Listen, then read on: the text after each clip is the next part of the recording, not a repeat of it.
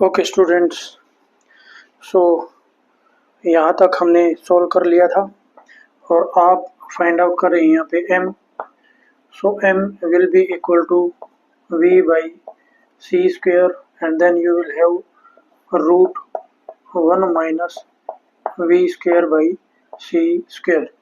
तो इस टाइप का आपके पास रिलेशन आ जाएगा m का, और m का रिलेशन फाइंड आउट करने के बाद आप एक और कोफिशिएंट रहता है यहाँ पे a, तो m की वैल्यू यहाँ पे सब्स्टिट्यूट कर दें और आप इसको सोल्व करें।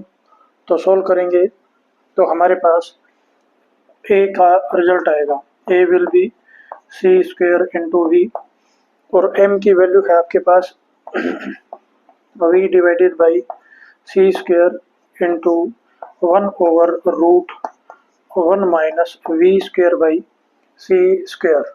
तो देखिए यहाँ पे v स्क्वेयर से v, सी स्क्वेयर से सी स्क्वेयर कैंसिल हो जाएगा and you are left with a equal to this. ठीक है, तो मैं इसको क्लीन कर देता हूँ and rewrite it. So it will be 1 over root 1 minus we square divided by C square. तो अब यहाँ पर देखिए, आपने ये Lorentz transformation relation various restrictions आप कह सकते हैं, या फिर आप कह सकते हैं रिक्वायरमेंट के अकॉर्डिंग आपने ये लीनियर ट्रांसफॉर्मेशन इक्वेशन लिखी थी, जिसमें a, b, m and n these are unknown coefficients. तो ये अननोन कोफिशिएंट हमने फाइंड आउट कर लिए हैं। अब आप इन इक्वेशंस को राइट कर सकते हैं। तो अगर a और b की वैल्यू यहाँ पे सब्स्टिट्यूट करते हैं तो हमारे पास x विल बी, a देखिए this is a and b is this is b, v times of 1 over root 1 minus v square by c square. So if you substitute the value here, a की value है मेरे पास 1 minus ये and multiplied by x prime plus b, b is v divided by 1 minus v square by c square and here you have t prime. अब आप यहाँ पे देख पा रहे हैं जो x prime and t prime के कोफिशिएंट हैं उसके अंदर जो डिनोमिनेटर वाला पार्ट है वो दोनों में कॉमन है। तो कॉमन है तो हम इसको बाहर ले लेते हैं, या आप इसको यूं लिख सकते हैं x prime x equal to x prime plus v into t prime divided by you will write here 1 minus we square by C square. तो ये पहला ये आपका फर्स्ट रिलेशन है, लोरेंज ट्रांसफॉर्मेशन रिलेशन है, जो x कोऑर्डिनेट को और टाइम कोऑर्डिनेट को कनेक्ट करता है। इसके बाद देखिए y equal to y prime है। ठीक है, तो ये आपका रिलेशन a है, a एंड b की वैल्यू पुट करने के बाद है, and y equal to y prime and z is equal to z prime. तो ये आपके b एंड c रिलेशन है। ठीक है, तो अलग अलग लिख देते हैं इनको, z equal to z prime, तो ये आपका रिलेशन b है and this is your third relation. अब फोर्थ रिलेशन देखिए, यहाँ पर है t, m एंड n, इनकी वैल्यू पुट करनी है। This is the value of the m and this is the value of the n। ये देखिए यहाँ पे, तो अगर इनकी वैल्यूज रख देते हैं तो हमारे पास आ जाएगा t इक्वल टू, देखिए अब इसको सोल्व कर लेते हैं थोड़ा सा और इसको क्लीन कर देता हूँ और t की वैल्यू सब्स्टिट्यूट कर लेते हैं। तो यहाँ पर देखिए t m is, this is m and m is coefficient of x prime divided by, you have here c square under root 1 minus v square by c square. Okay, then you have another term, another factor, that is n t prime. N is, this is n, so you will put its value here.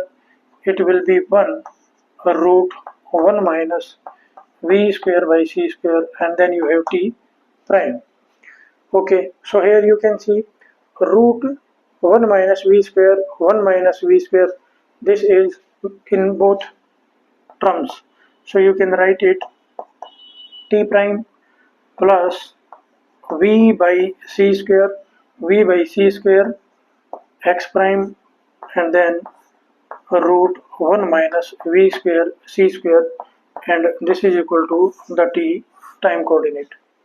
Okay, so this relation I am writing here, this is the fourth relation, and this is t prime plus v by c square x prime, okay,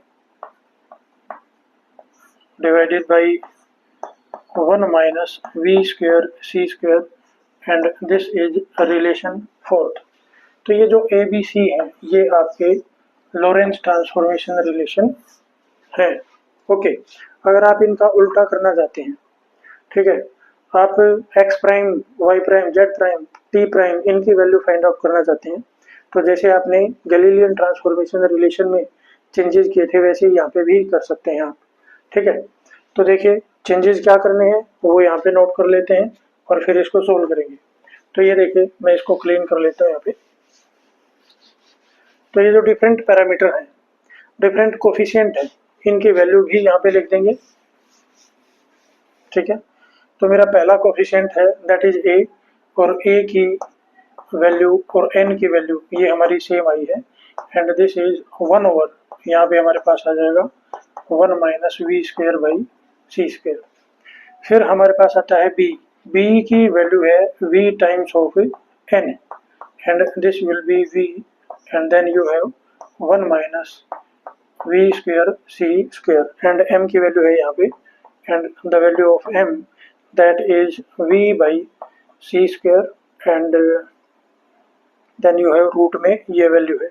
तो मैं इसको यूँ भी लिख सकता हूँ, इसको numerator में लिख दो, डिवाइडेड बाई यहाँ पे आ जाएगा 1 minus v square c square.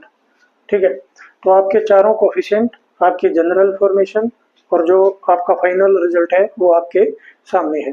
ठीक है, तो अब यहाँ पे क्या है, अगर आपको मूविंग फ्रेम ऑफ रेफरेंस के स्पेस एंड टाइम कोऑर्डिनेट दे रखे हैं तो आप रेस्ट फ्रेम के space and time coordinate find out कर सकते हैं। अगर आपके पास उल्टा हो, ठीक है, तो आप क्या करेंगे, देखिए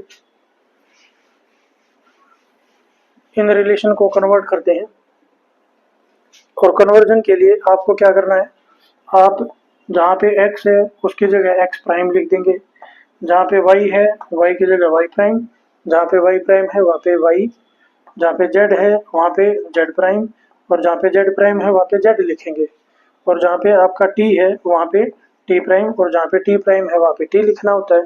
ठीक है, और v को कन्वर्ट करना होता है माइनस वी से, बस इतना करना है, तो आपके पास रिवर्स ट्रांसफॉर्मेशन आ जाती है।